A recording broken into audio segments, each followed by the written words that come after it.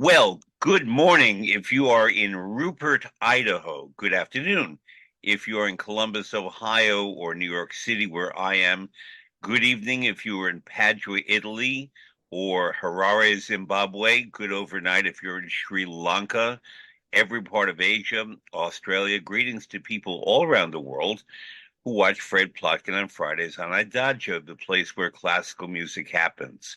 As you know, Adagio, which is not Idaho, but Adagio, is a video and audio streaming platform dedicated to supporting artists and to bringing classical music and opera to music lovers all around the world. My guest today is a wonderful soprano, Cecilia Violetta López, and much more than a wonderful soprano.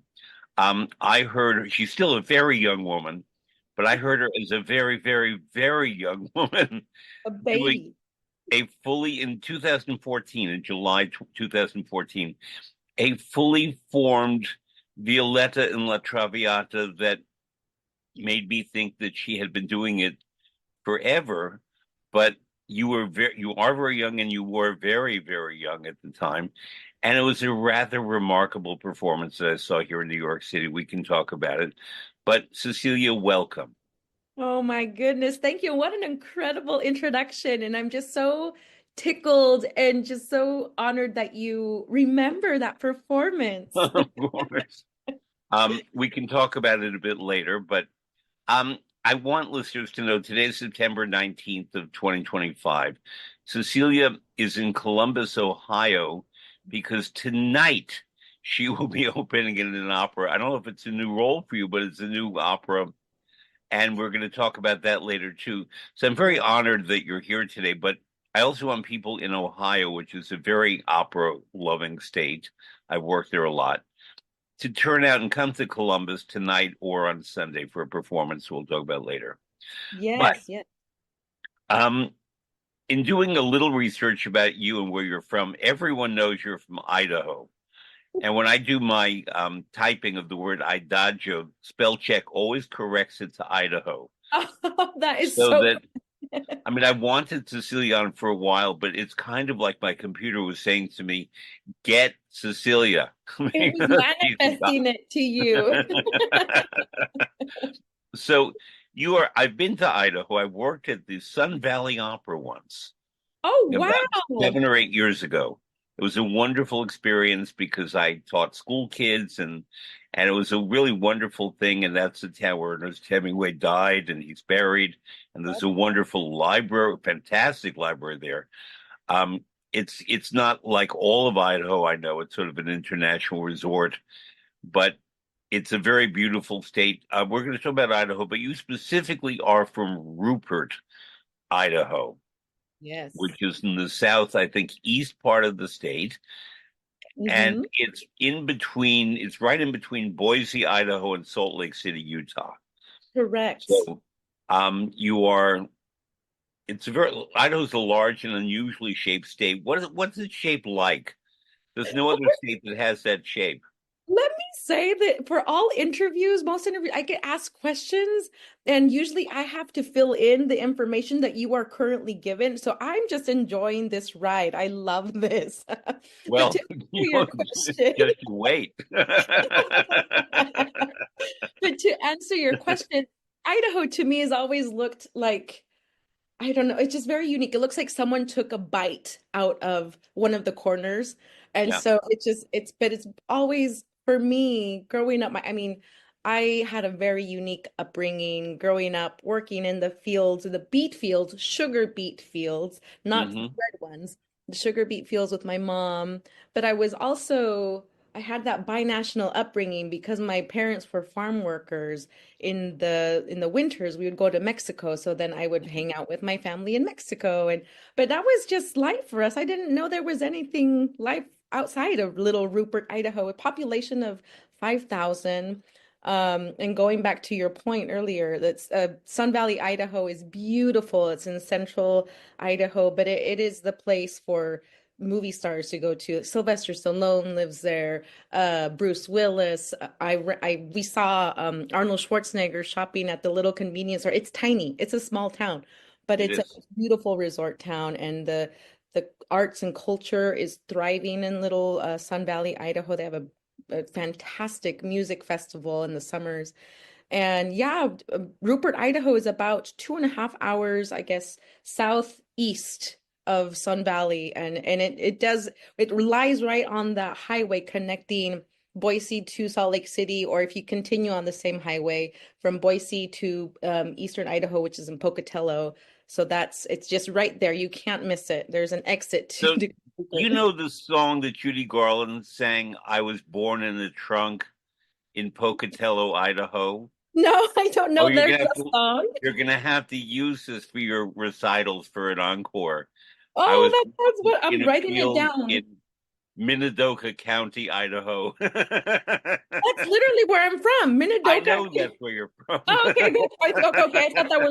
I thought those were the lyrics to the Because song. Rupert is only two syllables, but Pocatello, Minidoka, that works better in the song. Yes, I see. I see. Okay, Fred, you're always very clever. I try. But I mean, people who sing in opera and all kinds of things come from all kinds of places. You don't have to be from Milan or New York City to work or sing in opera, obviously. But Correct. I always find it very interesting when I meet people who are not from opera places, but who nonetheless wind up becoming opera singers, as you certainly have, because the initial exposure usually comes on radio or television or maybe HD in cinema. But um, how were you suddenly alerted to opera as a young girl? Oh my goodness. So this is very true. This is why now, as a a grown-up soprano, if you will, I always tell everybody opera is for everyone. And I use myself as an example because of this. I was never exposed to opera as a child. I sang mariachi music growing up. And in fact, I remember Beverly Sills making an appearance on like back in the day. Maybe this is like a Mandela effect, but I remember the Sesame Street doing collaborations with the Muppets. So we had Miss Piggy and singing along with Beverly Sills. And so that was my first experience seeing that on Mhm. Sesame Street. And On public television for children. Yeah. yes, Yeah. yes, yes. And in fact, I learned to speak English from watching this program, Sesame Street. Uh-huh. Um, but again, so as a little Cecilia, I watched Beverly Sills make her appearance, and back then I had no idea what this name meant. Mhm. Um, and it wasn't until much later in life, I was going to school actually. I was already in my early 20s. I was a mom and I applied to the University of Nevada in Las Vegas because once I Mhm. graduated high school in Idaho, I followed a boy to Las Vegas, Nevada, Okay. and made and planted some seeds there with my started some roots there, and that's where I first was exposed to opera. I it was a school production of La Boheme, and I went because all of the upperclassmen that were singing the roles, Rodolfo and Mimi, Musetta, no, there were no undergrads cast in the show. So everyone, there was a bunch of buzz in the hallways of UNLV saying, oh, we should go to the opera, blah, blah, blah. And me, having never been to an opera, not that I rolled my eyes, I just didn't understand it. But I was talking to my friends in the hallways, and I was like, okay, well, I'll go, but just to support my friends who are the people cast in the opera. When I tell you that that was like the pivotal moment in my academia journey, like academic journey, because I went into the theater and back then nothing was digital. So we had Mhm. the paper programs and just people just kind of thumbing through the programs and that hustle and bustle of trying to find your seats and just that live theater experience I had never experienced at all in my life.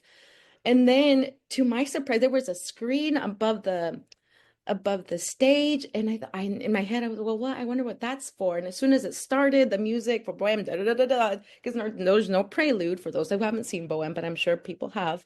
But it just started, and then I started to see that all the super titles were in English. So I said, oh my gosh, I'll be able to understand. Again, Your hand is cold, let me warm it up. Yes, exactly. The whole thing. I was so invested in the story that was unfolding on stage, but then just the music too. I had never heard La Boheme.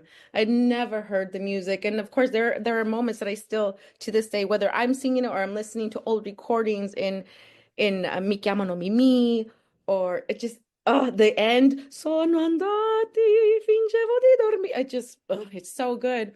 But I was so, for more context, I didn't read the synopsis. I didn't know what La Boheme was about. I didn't know there was a book.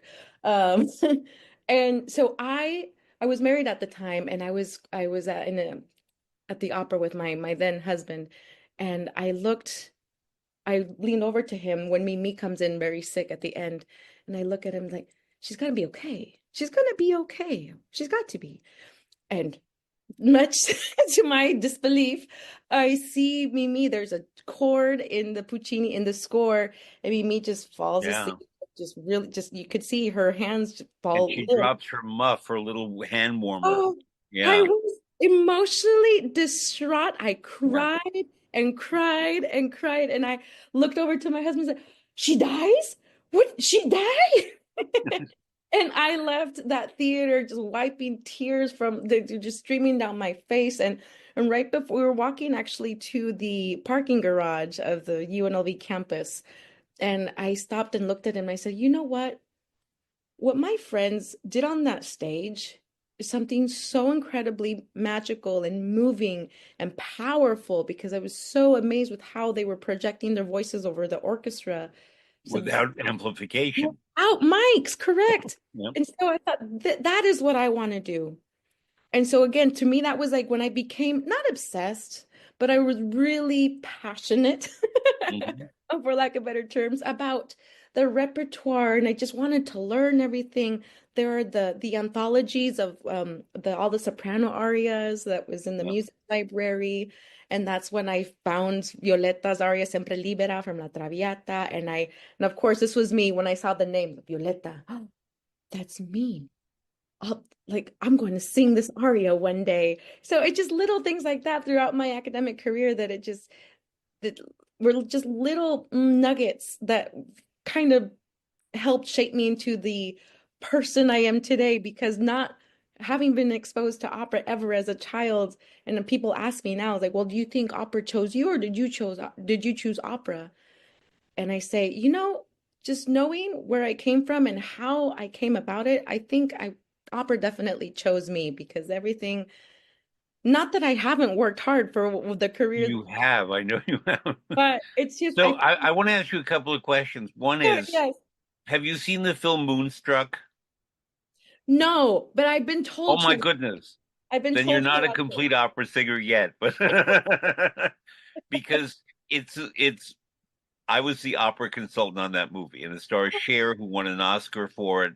And so I worked with the actors and with the company on opera issues, and they filmed the big date scene between her and Nicolas Cage, who becomes her Oh husband, at the Metropolitan Opera House when I was the performance manager. So we had them there, and the scene that they watch is the last act of La Boheme.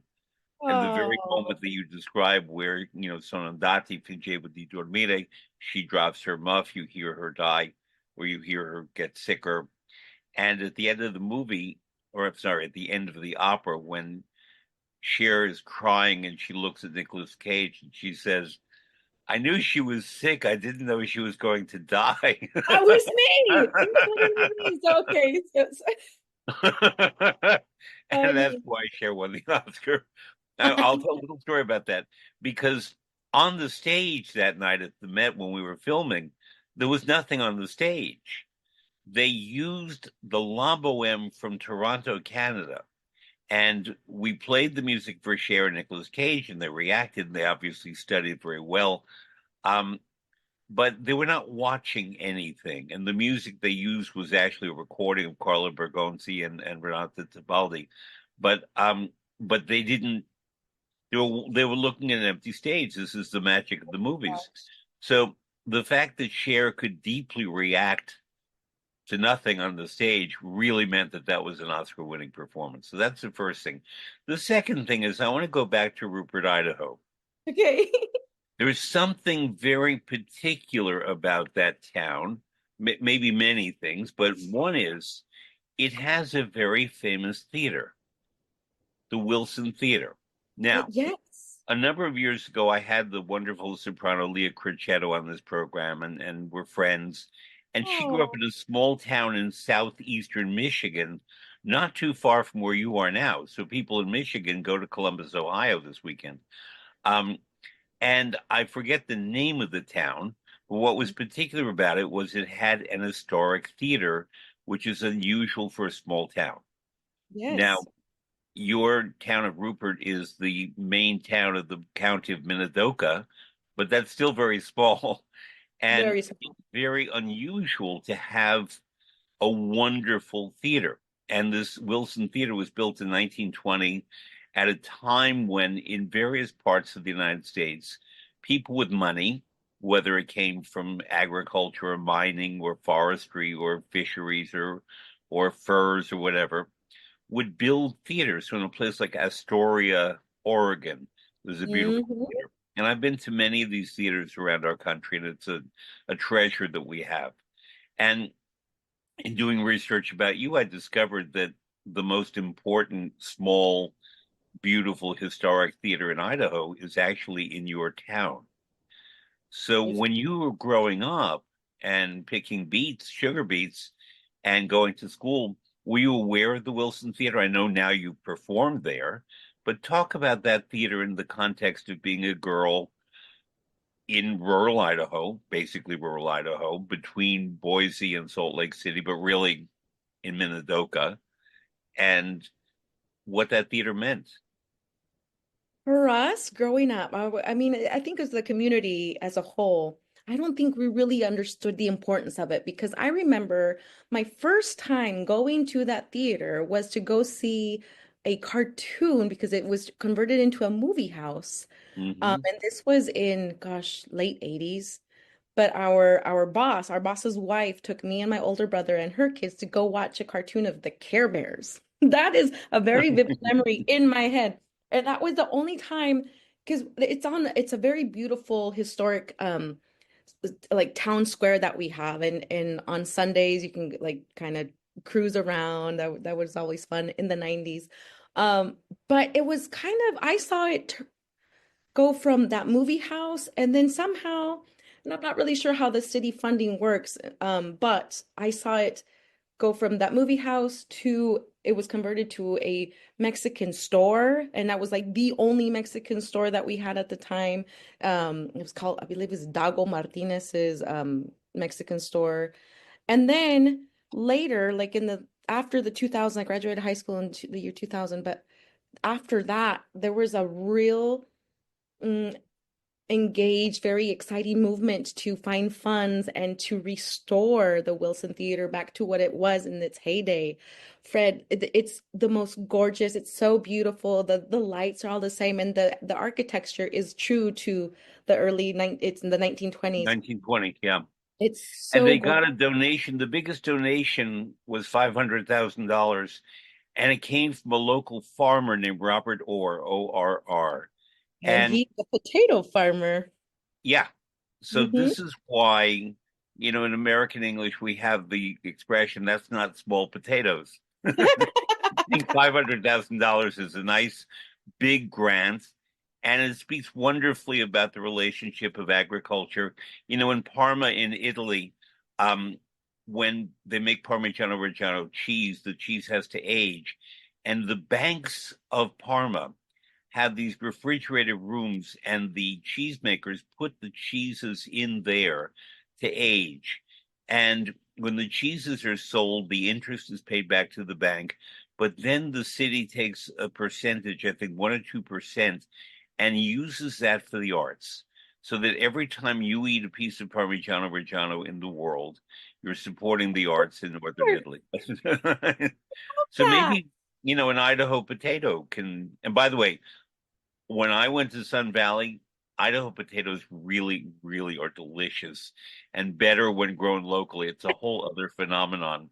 And I brought They're some home massive. for, I don't think people understand how big they can grow because yeah. I've seen there we would go to county fairs and there were people that would show off their biggest sugar beet, their biggest potato, their biggest the potatoes can be like the size of a watermelon sometimes. It is But I remember when I flew home and I connected in Salt Lake City from Sun Valley back to New York, and I was carrying this massive bag to put in the overhead compartment.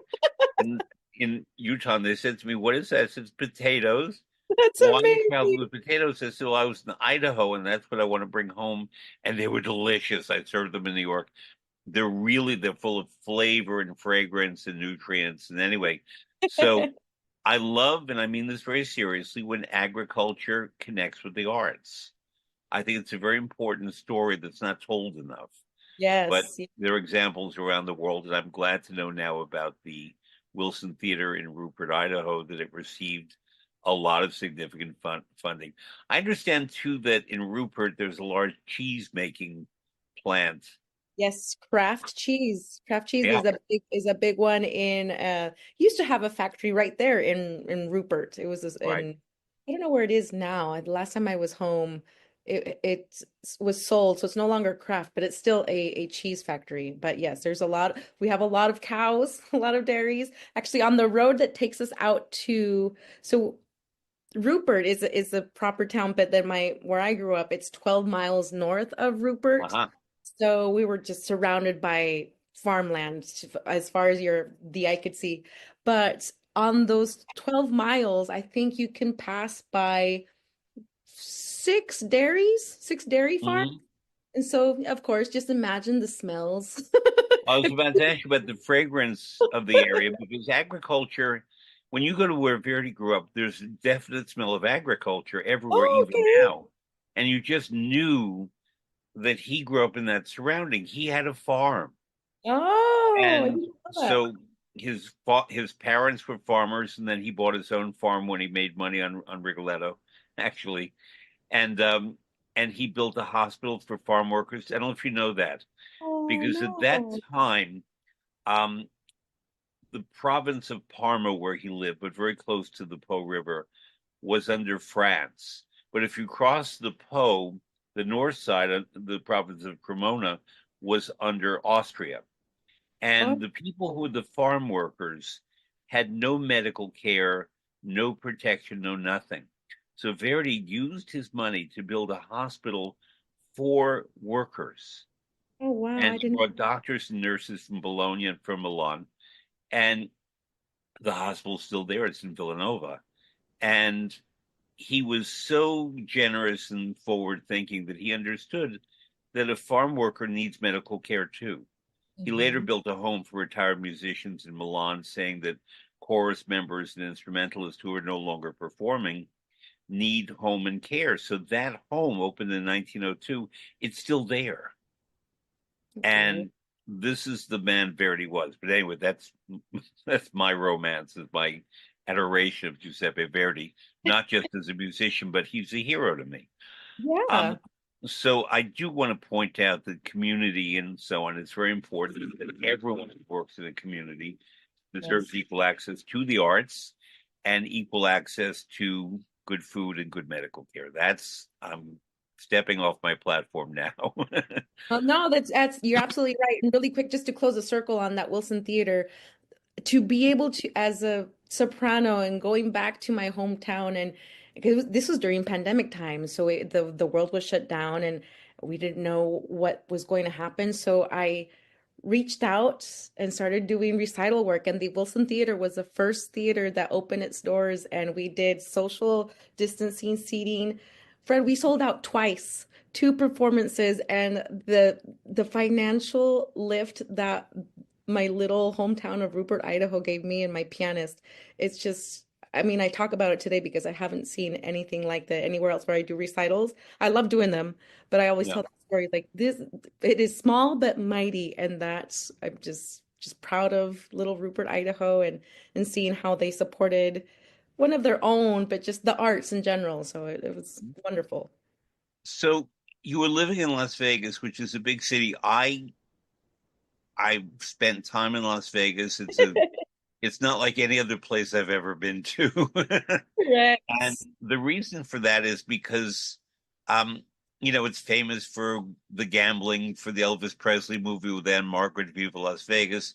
It's famous for the Rat Pack of Frank Sinatra, Dean Martin, Sammy Davis Jr., Angie Dickinson, Shirley MacLaine, Peter Lawford, Peter Lawford, and so on. The hotels, the strip being the main street. Um, a dear friend of mine is the person who organized and built what's called the Smith Center, which is a performing arts center there. His Uh-huh. very special talent, among many, is that he's called by cities to envision a theater, a performing arts center, to design it, build it, and start running it, and then hand it off. And his name is Paul. And we met Paul because we were doing a project together in Florida many years ago. Oh, And then he built beautiful theaters in Texas and then was called to create the Smith Center in Las Vegas. Now, because Las Vegas is full of theaters that are venues and most of them have amplification and a lot of them have scenic design, um, I was once consulted about the possibility for Opera Las Vegas, or the opera company that you are now affiliated with, we'll talk about that in a bit, to build a theater specifically for them. But we had sort of a disagreement because I insisted that we not have amplification, and they insisted that they always use amplification. If an opera calls for it, okay. But part of the beauty and the magic of opera is that you're making beautiful sound without amplification. correct. And that's a city that has, entertainers with microphones and all that. And it's just a different aesthetic. So I don't want to talk yet about what you're doing now there. We're going to get to that. But what was it like being a college student and a young woman living there in terms of your access to and connection with opera? I feel like there was the arts was it was small. It was a very we knew as college students, just I guess the student body attending UNLV at the time. We had our college or the college UNLV opera program, and then Opera Las Vegas was kind of running parallel to the Opera Las Vegas or to the UNLV Opera Theater program. So, I mean, they were both similar in sizes. That's the thing. And so the Opera Las Vegas never was a big company, much to a lot of people think the opposite as because they think they associate the name Las Vegas with its grandeur and everything in excess. Mm-hmm. So for me, the arts in at the time, it was kind of non-existent. Like I'm very grateful to my my journey as a student at UNLV because they taught me so much and they gave me the tools necessary to succeed in this industry. But the arts in Las Vegas then um, weren't a topic of conversations that were had regularly by locals, by the local community. The Strip is a completely different story. Las Vegas Boulevard, like you mentioned, every casino has its own little theater. That's where I first saw the 90-minute version of Phantom of the Opera. It's at the Venetian Theater in there. And I didn't even know that there was a longer version of Phantom of the Opera. So these Much longer. yeah. And so that's the thing. So it's just always been for the arts organizations. I feel like they're always competing against the all of the not the noise. I don't say that in a bad way because we want tourism in Las Vegas, Nevada. But it's just there's a lot happening on the strip. Yeah, But the Las Vegas Boulevard is just one strip and it's long and there's something to do at every corner, but there's life that exists outside of there, and very much so. that's where I found myself in early 2000s, just kind of finding my way. But yeah, it wasn't the arts, they were around, but not something there weren't groups that were actively thriving, with the exception of the Las Vegas Phil. The Las Vegas Philharmonic was Yeah. always felt like there was an organization that had really good structure and visibility among the local community. Well, you said one thing that I have to ask you now about, and then we'll go back to Las Vegas. You heard the shortened version of Phantom of the Opera, I did. and you heard this gorgeous melody, Music of the Night, I think it's called. Um, and everybody sings that. Did you think, gee, that sounds like by the composer of La Boheme? Because it's Andrew Lloyd Webber stole that melody completely from Puccini's La Fanciulla del West and never gave credit for it. And we opera people heard that and thought, wait a minute, Puccini wrote that in 1910. What is, how can Andrew Lloyd Webber just, he didn't even change the key. It's the same, just copy and paste. Basically, this No. gorgeous Puccini melody and became, I'm not a singer, but hold me, da da da da da dee da dee. You can sing it. But it's the music of the night is the tenor aria from part of the tenor aria from La Fanciulla del West. Is so Grand wild. larceny. It's grand larceny. There's no other way to put it. Oh And no. Lloyd Webber made billions of dollars on Puccini's melody, and Oh. Puccini's estate that got nothing. Anyway, so I want people to listen to that once, a Phantom, but then go back to hear La Fanciulla del West, Go and you'll hear the hear how, original.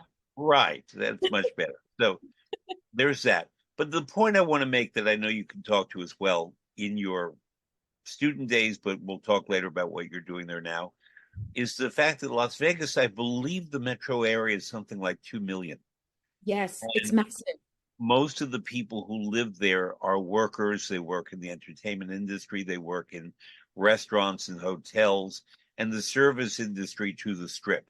But Uh-huh. these are real life people with real lives, and they, have children in schools and arts programs, we hope, and a water shortage because it's a part of the country that needs water desperately. And you go down the strip and there are fountains of water gushing out, and I keep thinking, Everywhere. Giant pools. I mean, right.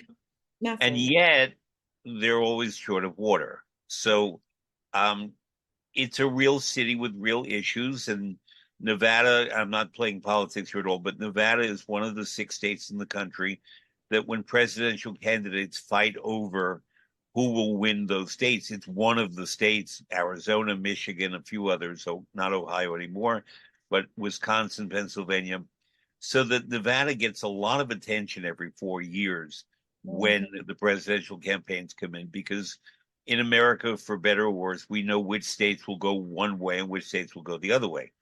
Right. And but there are a few swing states. Nevada is really one of them, and your senators are very prominently profiled. And I always get emails here in New York from your Nevada senators about wanting money from Oh, me. really?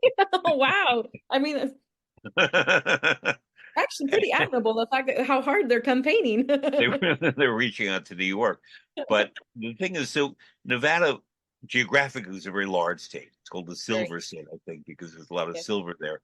Um, and the capital is Carson City, which is the middle of nowhere. No one's ever been there except maybe Not Nevada. never, not even close to Las Vegas, Nevada. Everyone thinks Right. that Las Vegas is a capital. It's not the case. And then there's Reno, which is the Northwest, which is on the California border. Beautiful area. They have Dolores Zadchik, who's a very famous opera star who teaches her studio for large voices. Mhm. And so there is that enclave there. Reno is famous too in America because when divorce was not easy to get, women would travel to Reno to get a divorce. I don't know if you know this, but I don't know it this. was the divorce capital of the United States. Oh my gosh, Reno. Reno, Interesting. and then or people go to El Paso, go over to the border and get what was called a Mexican divorce. And so Oh you no. either went to Reno or El Paso, and then I know someone very well, and I said, "Have you ever been to Mexico?" She said, "Well, I went to El Paso, and then I spent about 24 hours in Mexico." Oh, you got a divorce there? Yeah. That's funny. So anyway, but Las Vegas is a very large metropolitan area. There are sports teams, there are all kinds of things, and it's an international city well beyond the so-called strip, which is a thing unto itself. And that's what people forget about Las Vegas. So we'll get back to Las Vegas in a bit, but I want to talk about what you did when you graduated and how it came to be that in July 2014 I met you, and was frankly blown away by your performance in La Traviata. And I've worked on about 8 productions, including with Zeffirelli. I know La Traviata, What, and yes. you know, I love it. It never gets tired for me. I've seen many wonderful productions, very certain silly productions, but we're talking before about Beverly Sills. There are three great American opera singers: Beverly Sills, Marilyn Horne, and Martina Arroyo, who, in addition to all Kennedy Center honorees, um, in addition to everything they did on the opera stage, were great on television. And Eileen Farrell in a way too. So Martina Arroyo, there was a show called The Odd Couple. Martina Arroyo played the friend of Tony Randall and the neighbor, and he did. Tony Randall loved opera and would do a lot of promotion for opera with Martina. What? I had no idea. Oh, This is we'll talk amazing. sometime. We'll have a Mexican meal. We'll talk with I love potatoes. it. And but no, Martina did wonderful comedy. She has an amazing sense of humor. Yes. So therefore, she could play on a television comedy and not need rehearsing or training, and she wouldn't have to look for her line. She can do it. I love And that. Martina, when she stopped singing eventually, created a foundation, Martina Royal Foundation, and a special program called Prelude to Performance, in Mhm. which it takes talented young singers from all backgrounds and brings them to New York.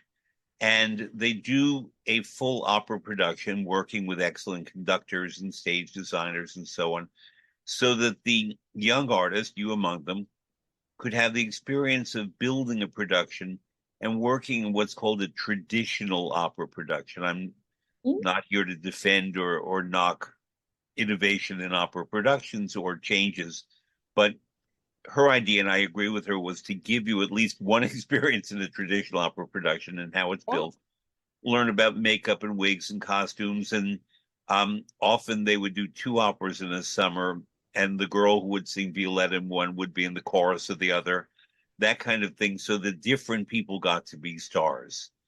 And Right. I've taught in that program, and it's a real honor to do that. And I heard a lot of buzz about you. I mean, I would go to all the performances anyway, but I heard a lot of buzz about you that you really need to hear, as I was told, this girl, um, Cecilia Violetta Lopez, because her middle name is Violetta and she's singing Violetta. And I Again, have to say, it's all coincidental. I have to tell my dad misspelled my middle name on my yeah, birth certificate when I was born. So so people with always ask. one P or two, what was the misspelling? So Violeta in Spanish, it was One P. it's one T. Yeah. And my mom says that when I was born, she was holding me in her arms, and my dad goes over because at the time he didn't speak any English, and we were in Little Mm. Rupert, Idaho. So he's filling out my birth certificate, and I've named Cecilia after my grandfather, Cecilio, and Violeta, two T's. I went my entire childhood and adolescence going, why the heck am I named Violetta? And did they know that Cecilia is the patron saint of music? They do now because that's a But not then. thing. Nope, not Was named then. for your grandfather. Okay. So you Yep. were named for the patron saint of music, and you were named for the role with which you are most famous, although you do many roles. But all I can say is that everybody was kind of stunned with your performance because Oh, it was like going to the Metropolitan Opera and seeing a fully formed Violetta with tons of rehearsal and not where the artist was very, very young. And you don't expect that. It doesn't happen often right. because, I mean, for example, Danielle Denise, the wonderful soprano, began at 19. Nadine Sierra began at 20. Roberta Peters at 19 or 20. You began around that age, but very few do. It takes more time. It takes more life experience. It takes more vocal training. the voice is not fully settled for most people by that age. Now, these were all sopranos I mentioned because the soprano voice developed sooner, say, than the bass. But but tell me, I mean, I encountered you in July 2014. How did you get to that point, number one, and how did you arrive so fully formed for the role of Violetta? Oh gosh, I hope you have more than an hour because this is a long answer. No, I'm kidding. I have Um, time. so I actually, I started my undergraduate degree at UNLV a little later. So I was always feeling like I was playing a game of catch up to the younger people that were starting right at 18. So I was 23 when I started my undergraduate degree. And so by the time I graduated with my vocal performance degree from UNLV, I was 29, 28, I can't remember, You around there. presented much younger. Oh, well, thank you. Well, you did really. No, you did. But then right after that, at the time I was applying to other schools to pursue my master's degree. And at the time too, I had another colleague that I met in a pay to sing program in Hawaii. He said he was a resident artist at Opera San Jose. And he said, Cecilia, they're looking to replace the two sopranos, so the two soprano resident positions are open. You should consider auditioning. And I went, me? But I was like, well, what are they going to say? The worst I can say that they can say is no. So I auditioned. And again, this is just little baby me not knowing who anyone was. And talk about great American sopranos. Yeah. Sorry, not sopranos, mezzos. Irene Dallas was the one. DLAIS. Yes. Yes, mezzo soprano Irene Dallas, Greek American. She formed Opera San Jose and modeled Opera San Jose after a German Fest contract. Unbeknownst to me, I had no idea what I was getting into. I just wanted to audition. Fred, before I left, because I flew from Vegas to San Jose, kind of just figured my way around because I had never done anything like that. Before leaving the warehouse where Opera San Jose was, their offices essentially, the artistic administrator at the time, he catches me, he goes, Miss Dallas wants to hear you again. And I said, oh, now? He goes, can you come back in 2 weeks? She wants you to learn Senza Mama from Suor Angelica and Tacella Notte Placida from Trovatore. I Yeah. went, okay, I wrote them down and said, I'll be back in 2 weeks. So I'm at home just plunking out notes, learning them, and just singing these arias to what I thought was okay or the best of my ability. And I went back for for my callback essentially 2 weeks later. And Miss Dallas was in that panel. And again, repeat. I finished and she looks at me, she kind of leaned over to the other people that were sitting there next to her and I thank them for their time and I go to leave and the artistic administrator again goes up to me and goes, so you have no conflicts, right? And I went, no. I didn't know what that Meaning meant. conflicts of work conflicts, not personal conflicts. And so, and then he goes, okay, well, you'll hear from us soon. And oh, okay. So then I went on my merry way. And then about a month later, that's when I get the like paper contract mailed to me. And I took it to my teacher at UNLV, it was Todd Fitzpatrick, as a baritone. And I said, will you read this and make sure I'm not getting punked? And sure enough, he's like, yeah, this is legit. Like, congratulations. Like you got one of the soprano resident positions. And so I graduated from UNLV 2011, uh, Mhm. December of 2011. So then by the very next month, I had signed that contract and made it official. And so I was a resident soprano at Opera San Jose for 2 years, and I did roles like Leonora, Sor Yeah. Angelica, Lauretta, Layla and Pearl Fishers, Rosalinda and the Fledermaus. Gosh, what else did I do? Madama Butterfly. I did Donna Wow. Anna. I did Nanetta in Falstaff. I mean, I just sang them. I then later as I learned, I was like, oh well, you're singing in Yeah. different Fox, blah blah blah. I'm like, well, I'm just a soprano. I don't know. I'm just gonna sing these. And and it was my second year at Opera San Jose when my colleague he said, well, the Martina Arroyo program, the Prelude to Performance, they're doing Traviata this summer. You should consider applying. And Miss Dallas did not. She ran a tight ship. If we wanted to go out for auditions, too bad, so sad. Like she was not letting us go. She would never release us. And but again, it was like just the discipline and the structure that she had for Opera San Jose really helped us as artists because you either sink or you swim. And it really, again, another person that was very important to me in my career because she taught me a lot of just basic professional like things to do as colleagues. But so then I told my colleagues like, well, like I'm never going to be released to go for this audition, but I'll email them. I emailed them, said, hi, my name is Cecilia. I'm a soprano. I'm at Opera San Jose. I'm not getting released to go do a live audition, but in fact, then we would burn CDs of our That's samples. right. So I sent a recording of myself singing Sempre Libera and some other arias. And then I sent him my headshot and my resume, and I blessed it and I said, on its way. I sent it via snail mail to the address that was on there. And I thought, well, again, the worst that can happen is they don't reply and say no. Well, because I was taking a chance too. The other thing, like, so for listeners, like they were requiring a live audition. So the fact that I was being I made the choice, the very bold choice of being kind of forging my own path in that regard, kind of saying, okay, well, I'm going to send my materials anyway because I can't be I can't be there for a live audition, but I want to be considered in some ways. But if they can't, I totally get it. I'm not going to fight it. Well, I get the phone call about a month later from this man named Mark Rucker. And again, I had no idea who he was, but this is his phone call. Is this Cecilia? Yes. Okay, we want you to come sing Violetta in New York.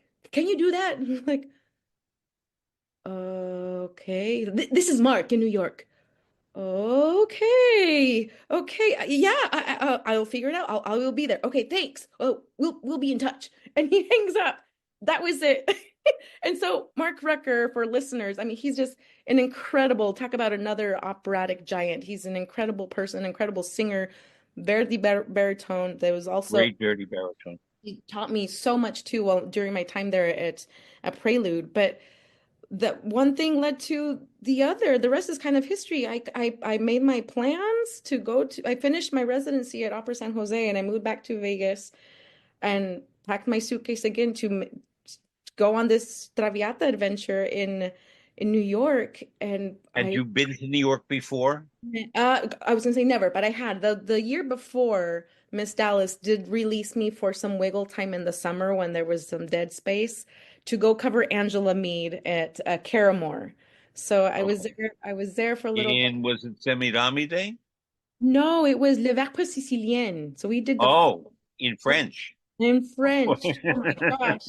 Talk about like baby soprano taking a bite of a really, really big cake. It was That's sort of a Sandra Radvanovsky, Angela Mead, what Martina would call a big girl role. yes, yes. Yeah, And right. again, and Crutchfield, Will Bill Crutchfield. Crutchfield, He was also another one that really helped music me director. Yeah. access he helped me find my chest voice because he was the one that said, well, you sing mariachi, right? So just don't sing it like you would. It was the lower registers. He was like, well, just pretend you're singing mariachi there. Completely blew my hand, my mind. Well, talk about lower registers. When you said that Irene Dallas asked you to sing from Trovatore, that's a role that goes into the chest voice, and it's not a big girl role. It's a medium big girl role. Oh, exactly. So Yeah. at the time, not I was learning. I was kind of dipping my toes or navigating that, still learning. Because again, this is, if I remind people, I had just finished my undergraduate degree. And so I had, wait, maybe 4 years under my belt of just basic knowledge of legato. I knew just basic structure.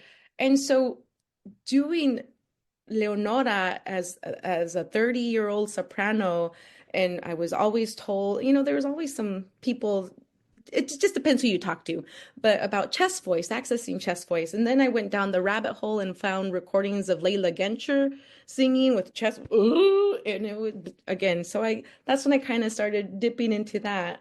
But then Will Crutchfield said, no, go ahead, use it because at the end of the day, you need to cut over the orchestra. And now, Yeah. Diana Soviero, and that's when I really started to connect. And that year, 2013, is when I also met Diana Soviero and started to take lessons with her. And same Wow. thing, same thing. She So I was, want to say a couple of things to listeners. Number one, Mark Rucker and his wife Sadie have been indispensable in the running of the Martina Royal Foundation. Mark is a professor at Michigan State University and is a superb teacher in addition to arts administrator. He's been on this show. Will Crutchfield has been on this show. Um, Angela Mead has not been on the show, but she's joined me at my NYU class. And people oh, can find all of these things in videos. You go to yes. Fred Plotkin and then enter the name of the artist, Will Crutchfield, Mark Rucker, Angela Mead, and so on. And now Cecilia Violetta López will join that lovely group. But and Martina Roy, excuse me, Martina has joined me at NYU and on Fred Plotkin on Friday. So you get a lot more Martina than you would get anyone else. And that's how it should be, by the way. Um, anyway, so after you had your big success in New York and La Traviata in 2014, then what happened? Catapulted everything else. I had got that, those two performances of La Traviata again. Picture more of the country girl Cecilia. Like I learned to drive on a tractor, farm girl. I'm the cowgirl at heart. I got my boots. So again, go in experiencing this one. It was a role that it was a dream role for any soprano. So I felt like I was kind of living vicariously through a lot of my heroes in the industry, especially Diana Soviero. And Oh, so I I meant to mention Dana Sovieto joined me at NYU as well, and you could see her. She magnificent soprano who is now one of the great teachers. One of her star pupils is Christine Gerke. hmm Yeah, who's and also been on the show. So we're all intertwined in one way. But I did not know what that performance was going to bring to me. It opened so many doors. It literally catapulted my career yeah. into what it is now. And I'm in March, I'll be doing my 16th production of La Traviata. And I feel now that I'm 43, I'm 43 and I, I feel like I know where the journey is always the interpretation of Violetta is always so unique because I work with different directors, but even though I performed her the most, the story is always just so relevant to me and just knowing where I began with her. Something very personal for me and I'm always brought to tears and that first performance just being gosh, I remember going through that first musical rehearsal with Daniel Lipton was our conductor. And Mm-hmm. we were all there doing our first musical rehearsal as in any opera production. We call it the first day of school, if you will. So we show up with our prepared scores, and we get to the part of Mami Alfredo. And I'm like, okay, don't cry, don't cry, don't cry, don't cry. I'm singing it through, and I'm staring at Maestro, and he's conducting me, and the tears start streaming down my face and I had to stop and I put the score over my head and like 'cause I was so embarrassed because I was crying over and he looks at me and goes, "What's wrong?" He goes, I said, "It's so sad what she's going through." And it just Well, let me give you some professional advice. Never put a score on your head. Never. oh my gosh. I was just it's just such a beautiful moment. And so now to kind of fast forward to this past March, I provided the bilingual super title, so in Spanish and English for in Opera Idaho Mhm. for La Traviata. And it's the first time my parents had seen me in La Traviata. So all these Wow. years later, and my dad, who's just such like a typical, very like patriarchal figure of our family. He wears his cowboy hat to performances. He's just very, that like he doesn't show emotions. Um, but after the performance of La Traviata, I go to find my parents and my older brother was there, and and I see them in the lobby, just kind they're very short, and they're kind of huddled and waiting for me and kind of trying to avoid the crowds. And my mom's eyes were poofy, and my dad was just still trying doing this. And I was like, "What's wrong? What happened?" And he goes, "Never bring me to one of these again." And I thought, "Oh my gosh, like, did you argue with someone? Do I have to go like put out fires? What happened?" And my mom kind of making fun of me, like, he was a mess, crying the entire time. And I was like, "Oh." So just, I don't know, one of those things when I say from the beginning, opera is for everyone, and that's like I use my family. And my mom said, "This opera sí me gustó." Like, I like this one I because liked it, she yeah. she fights so much to be happy and she just can't reach it. Ugh. It was just these small conversations that I have with my parents about La Traviata. Just, again, it's a beautiful opera, and just so, so grateful that I've had people like Martina Arroyo and Mark Rucker in that crazy phone call that I got from him. Just Yeah. life changing. So we don't have time to go through everything that happened since, but I will say that you have had a very busy, active career. And I think it's fair to say focused largely in the American West. Yes. You had some contracts for Europe, but then the pandemic came. And so I'm going to say to my European listeners and colleagues right now, get this woman. I can't say girl anymore if you're 43 years old. I'm 43. Yes. You A present lot of much younger, people. which is Oh, means you have life experience, a great voice, well managed, and you present young. That's everything we want, doing Violetta and other roles. But no, I mean now, frankly, I think it's time for them to know you better in Europe as a performer. I But would like but you have other responsibilities we'll get to in a moment. But if you can speak in the most general way about opera in the Western United States and how is it different there? There are important theaters, of course. I'm not talking about California, which is a thing unto itself, but in places like Eugene, Oregon, and Salt Lake City, and I've worked at the Arizona Opera, so I know it well. And needless to say, Texas, Dallas, and Houston, and Austin, San Antonio have important companies. But there are all these other states, the so-called flyover states. I that. hate the term, but it's people going from the east to the west often fly over these places in the middle that have opera companies and musical performances, musical heritage. There are so many wonderful opera singers, for example, who come from Kansas and Oklahoma. Many, Hmm. many, many, many.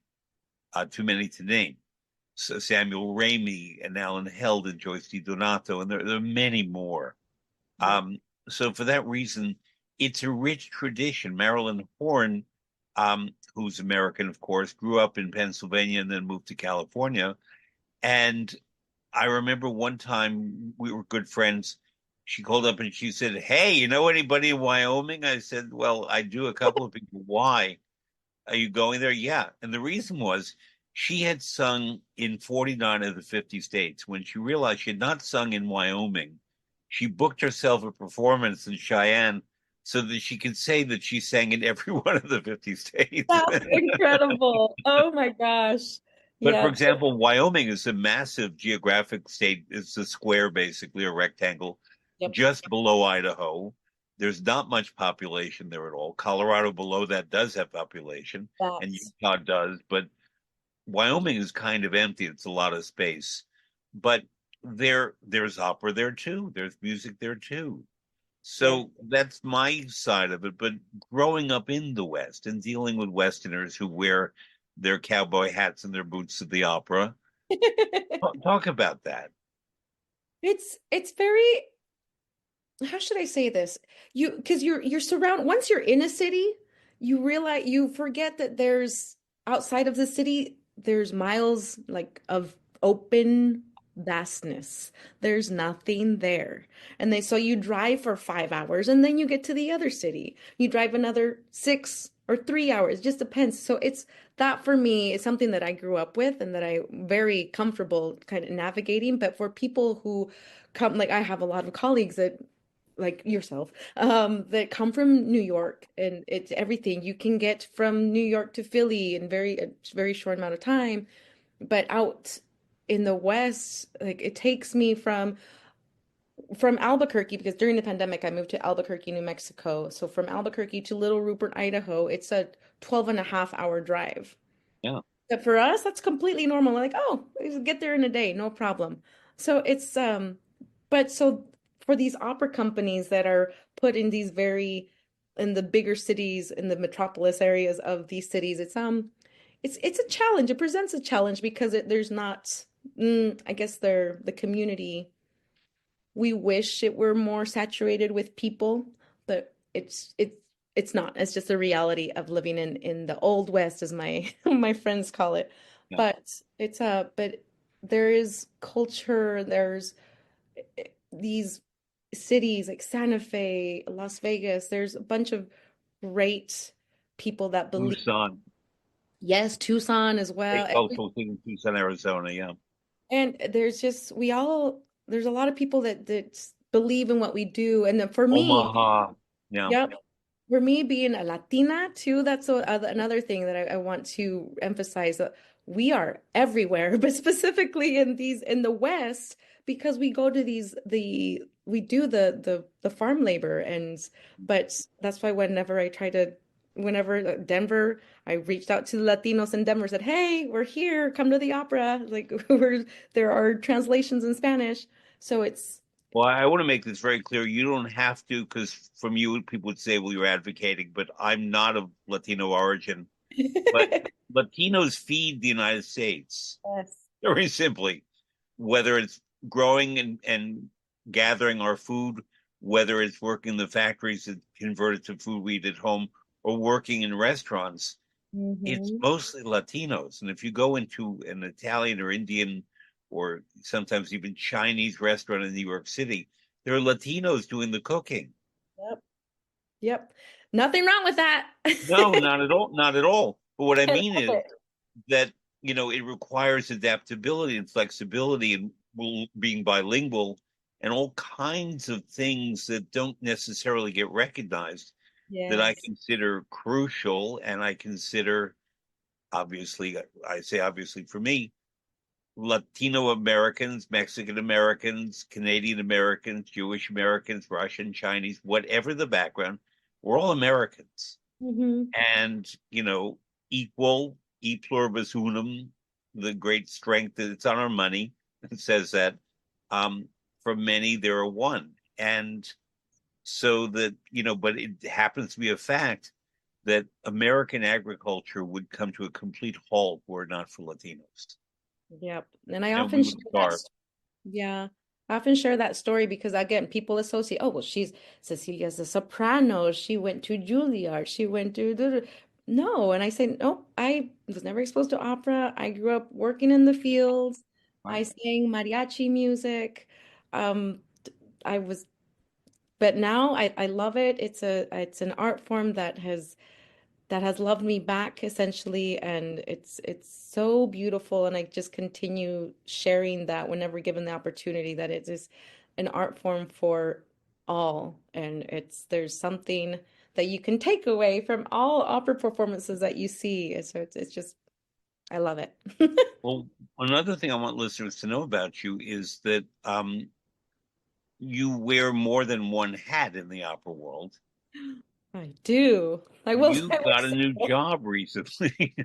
And I mean, you're still singing. You're singing tonight in Ohio, but yes. you are still singing and you are doing another very important job. I know it is. You talk about it. What's your title? I am the newly appointed general director and CEO of Opera Las Vegas. So talk Wow. about complete full circle. Yeah, How did that happen? it's so again, it's not something that landed on my lap, but something that was definitely, I think the path was slowly starting to forge itself, because my former mentor, Mark Junkert at Opera Idaho, he was a general director at Opera Idaho. He gave me very many opportunities performing wise, and being an Idaho girl. I mean, I think he's just saw the connection and just being able to again build audiences in Boise, Idaho. But then the pandemic hit. The pandemic was a very it's a time that was just filled with uncertainty for everyone. And Mr. Junkert created the role of artistic advisor for me. But it wasn't just me kind of sitting in Zoom meetings and just plopping in, dropping my own little nuggets of knowledge of the industry. It was all hands on deck. I rolled up my sleeves and I was at all of the board meetings, all of the financial committee meetings, just all of the meetings that when it came to, he just really took it upon himself to teach me the ins and outs of the administrative world of the opera industry, which for me is just nothing. You can't teach that in school. Well, maybe you can to a certain degree, but really the hands-on work was really invaluable to me. And he announced his retirement, and I think the board at Opera Idaho assumed, because I was being trained in essence by Mr. Junkert, assumed that I was going to replace him. And at the time, I mean, this was what, maybe 4 years ago, 3 years ago. And at the time, I was like, well, I don't want to move back to Idaho, and I'm not ready. I romanticized a lot with the idea of being like just singing until I'm 103, So but Mhm. then there was, I just looking at mentors that I look up to, like Renee Fleming, and even my own teacher, Diana Soviero, and Martina Arroyo, and just how they, not that they're not singing anymore, but they're still, well, except Renee Fleming is, but it's more of like a graceful departure from the stage. And I Mhm. thought, well, I'm getting older and I still want to sing, but if there's a different pathway that I can take where I can make a difference also to continue to make arts relevant and to have people believe in what it is that we do and just to support us, maybe that's something for me. And Julia she is the general director and CEO of Opera Columbus here in Columbus. She was the one, we had a talk one day, and she said, one day you're going to run your own opera company. You just wait. I kid you not, Fred, not but like a week after she sent me the link that was available on the Opera America website. She sent it to me via text and she said, "You should apply." And so I said, "Well, I'll think about it." And I waited and waited and I waited until the last day to submit my materials when they were doing their search for their general director position. The rest is history. I was working actually in Tampa and doing a mimi in La Boheme. And I get the phone call from my now predecessor. And he said, well, the board has chosen you as their preferred candidate and they want to move forward with the interview process. And I went, oh my gosh, it's happening. And Mhm. so the rest is, I started July 1st. I Yeah. absolutely love it. It's so fun to be reconnected to my alma mater where I went to school, just my old stomping grounds. I worked Mhm. in the medical field prior to being in opera. So Mhm. reaching out to all of my the old orthopedic surgeons that I used to work for, just to get the community of Las Vegas excited. Because for Yeah. me, I've worked with Opera Las Vegas before, right out of actually my undergrad. I sang my first Zerlina in the Mhm. 2012 production of Don Giovanni with Jeffrey Matzi as my Don Giovanni. And he just seeing the potential of that company and with how you mentioned Las Vegas has a large population and so of course I got in there. I saw the numbers and saw made relationships with the board of directors, and I'm just getting rolling up my sleeves getting to work, and I'm on the Mhm. path with the vision of growth and just reaching out to the community, growing our audience base, and just really, and my hope is to be able to grow enough to get to our performances at the Smith Center. I was about to say that you do not perform at the Smith Center right now, No, but no. that's the goal. Now, Yep. on September 28th, so very soon, you are going to be introduced to the public in Las Vegas. You do a concert program called Mariposa que Vuela. Very In other words, good. the You're an honorary butterfly who Latino. flies. ¿Cómo? So you're an honorary Latino, see? Gracias. Podemos hacer eso también en español si quieres. Oh, mira, we can. Okay. Okay, now you're just showing off. No, I'm A kidding. little bit.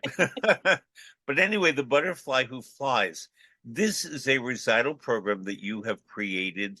And as you know, many artists do, they have a recital program.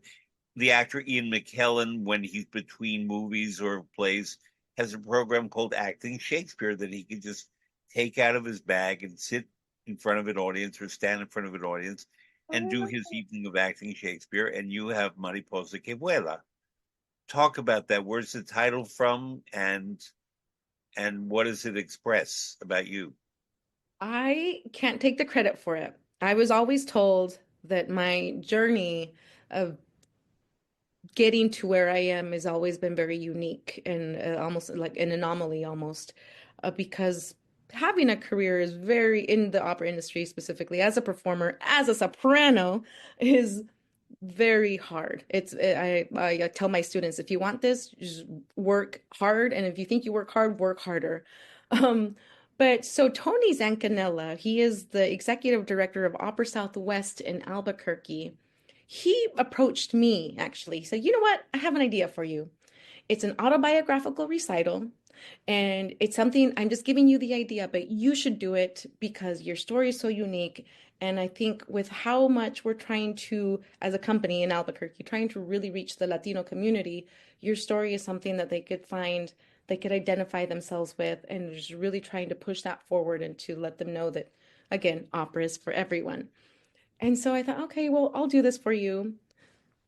Fred, I performed this now like 5 times, and it's such an like it's such a positive response, positive feedback.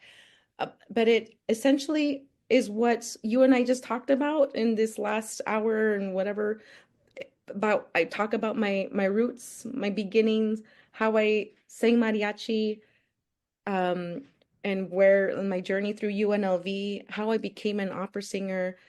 But I narrate in between these pieces, but I use very specific pieces, not just opera, In but Spanish, in English, or in both? in all sorts. So I start off with Sempre Libera because it is my signature role, and I start by explaining that, and I say, but I wasn't always this. So then I go into a mariachi portion when I But I bring. mean, in narration, you narrate in Oh, Spanish or in excuse me. Yes, bilingual, in both okay. English and Spanish. And I also have I kind of break the fourth wall from the beginning, but it's a program where I really let audience members into my life, and I show pictures of images of my upbringing, my mom and dad, my siblings, my grandmother. They're all in the like a PowerPoint presentation, if you will, Mhm. but it's all behind me. So I sing in Russian. There's a Rachmaninoff piece that I sing in there, some Strauss. Oh What's gosh. Strauss? Cecilia. Okay. Strauss. Yep. But I also do Fledermaus. I do Chardash because Johann Strauss the second, yeah. yep, yep, yep. And so there's a section where I talk about Opera San Jose and how that kind of navigated through and that milestone in my career. And but it's a journey. It is a journey from start to finish, well, to currently. But I use And it. that's September 28th. What theater in Las Vegas? I didn't check. It's the Horn Theater on CSN campus, so it's up on Cheyenne. It's up in North Okay. Las Vegas. But Okay. it's a very personal story, and it's just a very quick and fast way for the community to get to know me because I'm the Powerful. first Latina general director and CEO of any opera company in the US. Wow. Fabulous. Um, the reason I asked you what Strauss is, I've been thinking during our conversation today. I don't know how much you sing in German. Are there are Strauss roles that are just screaming out for your performance. I would And love but I to. think also maybe in Spanish, and I think a highlights program with two other singers, maybe three, of El Caballero de la Rosa, de Rosencavalier, but in Spanish. I think you would be the Marschallin, not Sophie. Um, and you would be a perfect Marshallin, and I think it would work well in Spanish because it's a universal story. And it's also a story that is rooted in Le Nozze di Figaro, where Uh-huh. there's Susanna and the Countess. And it's the same story kind of, but moved to Vienna. But it could be Mexico City, it could be Seville, it could be any number of it could be Buenos Aires, I love it that. could be Las Vegas, um, with different lighting. but, it could be like it has to be dimmer, a little bit dimmer lighting because the end of the first act has this wonderful diminuendo where the lights get softer and she sits by candlelight and she Love looks that. in the mirror. But I mean, learn that scene just for yourself in German and Spanish. Um, I really, really, really think that you seated at the table, the way Manon sits at a table in the French version of Manon Lescaut, the way Violetta sits at a table. You could do a show where you just have a table, a candle, and a chair, and that's all you need. Like No. Ian McKellen with his couple of props, because really that that scene, but also the Act Three trio, of course.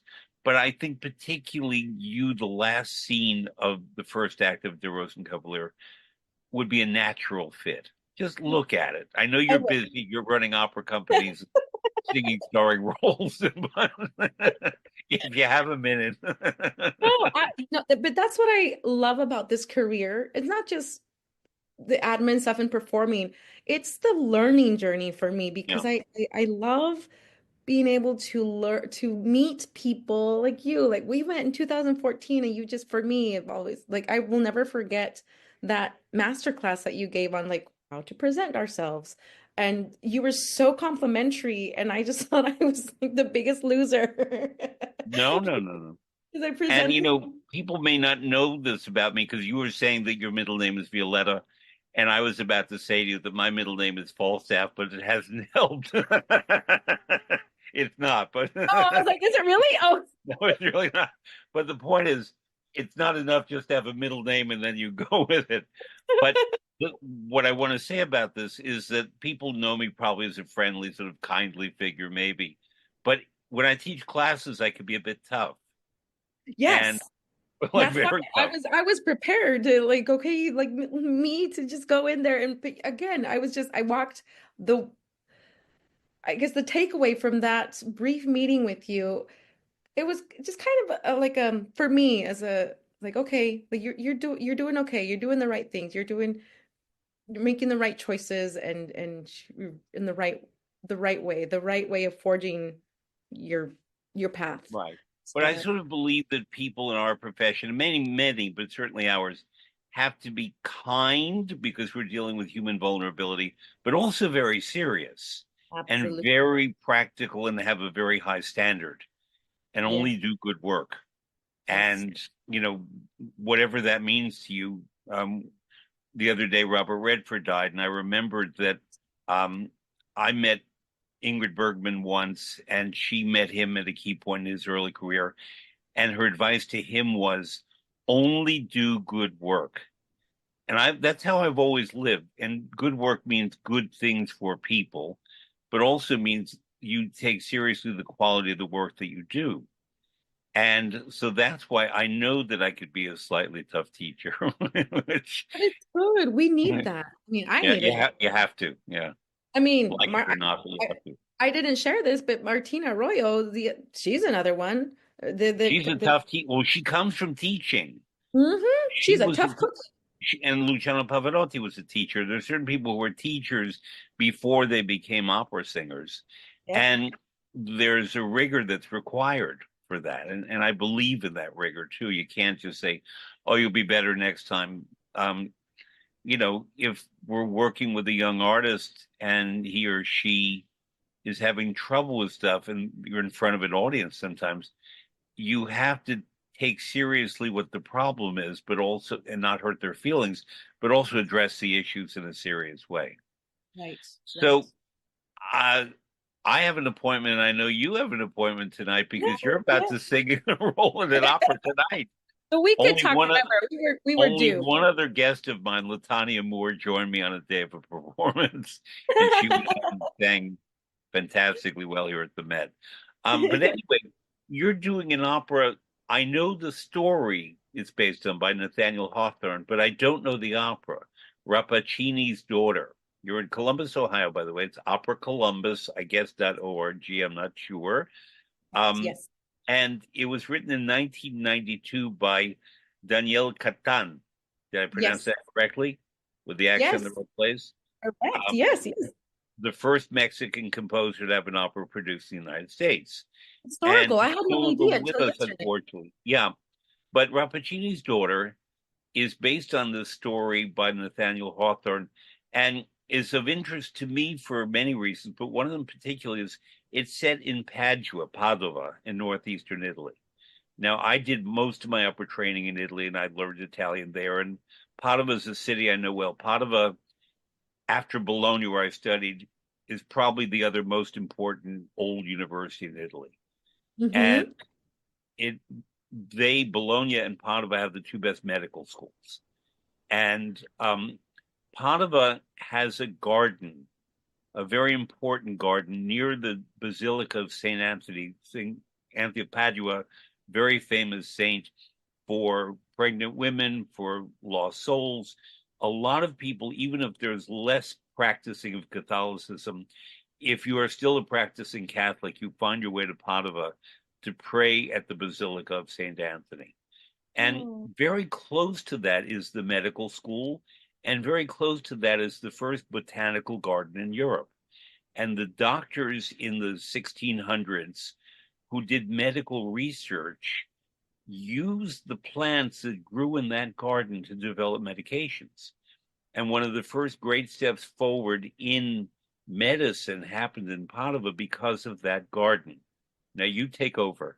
Well, that explains a lot about the story. And because, as first of all, the music to this score is so challenging, but so challengingly beautiful at the same time. Because, I mean, at least for me, what I've learned, because this is now my third Catan role, but he is the Mexican Puccini. There's lyrical lines, there's just beautiful swelling of the orchestra. But the story, at least in our production for tonight or this weekend, is very much focuses on the garden aspect of who Beatriz is. She's a daughter of the botanists that uses medicine or plants, and we show it at the beginning, the prelude, where there's a baby and she's 6, and the botanist father comes and gives her a medication that's derived from plants, and in turn it makes her poisonous to others.